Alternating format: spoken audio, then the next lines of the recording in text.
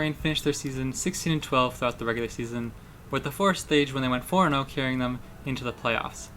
Before that, they were a rather mediocre team, and that's what I'm here to discuss today about whether or not they can improve from the first three quarters of the season, and if they can keep up that 7-0 form throughout the rest of the season once that meta change hit. Obviously, the meta was way different in the fourth stage than it was in the first three, and I think that's one of the big reasons why. I mean, I don't think it is. It's obviously why it is. But do you think they'll be able to keep up the 7-0 form the whole season? Obviously, they're gonna drop games. No one's perfect. You can't keep that up for a whole season. But I think the additions they made were good, and I think they improved the team overall. Specifically, the most hyped up one at the moment is Edison, who came from GC Busan Wave. Him and Erster are thought to be one of the most exciting DPS duos in the league coming this season.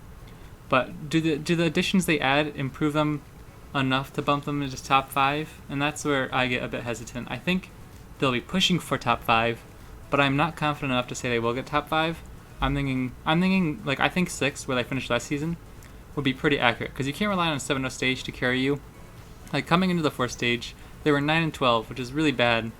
If you're trying to get into playoffs, and you can't rely on that. I think they will be more consistent. So I think by the time the third stage ends, they'll have a much better record, just because the new 2-2-2 roll log will be in place the whole season, and that's where they thrive.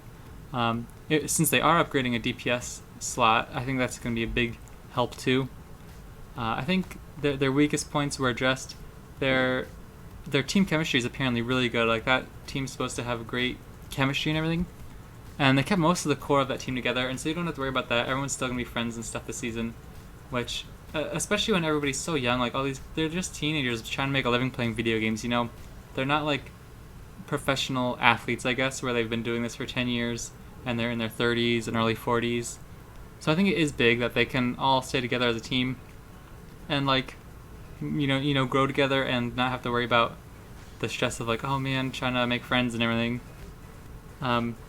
But yeah, other than Edison with the DPS, they added a new off tank, Hog, right? I actually don't know where he's from. I don't have it open.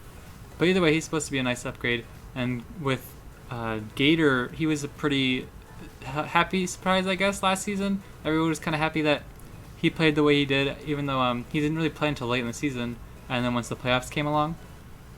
So overall, I'm excited for them entering the season. I think they are a fun team to watch, just because the fans kind of get into it because of Dogman and everything. I believe it was on Plat Chat by Sideshow, the one Overwatch League host guy. He was talking about it, and that if Dogman doesn't lose his cool, that they have a pretty good chance of winning, and if his antics don't tilt the team, that they'll be a really good team and they'll be competing for a top 5 spot this season. I definitely think they'll make the playoffs. I don't know about top 5 though. I can't guarantee it. I think they will definitely be in the playoffs though, and I think they have a high skill ceiling and a very high skill floor. I don't think they're going to get any lower. There's no way they're dropping out of 10th. Something would have to go awfully wrong for them to drop that low.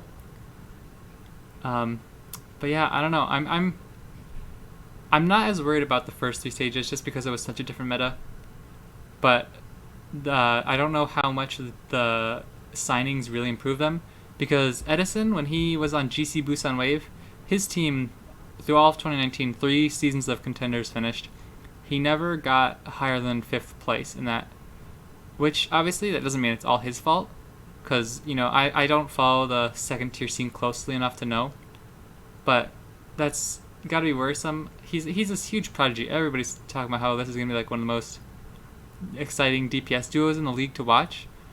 But I don't know enough about the second tier scene. Just going off of results, though, he didn't have a ton of success as a team. That doesn't mean individually he will be bad.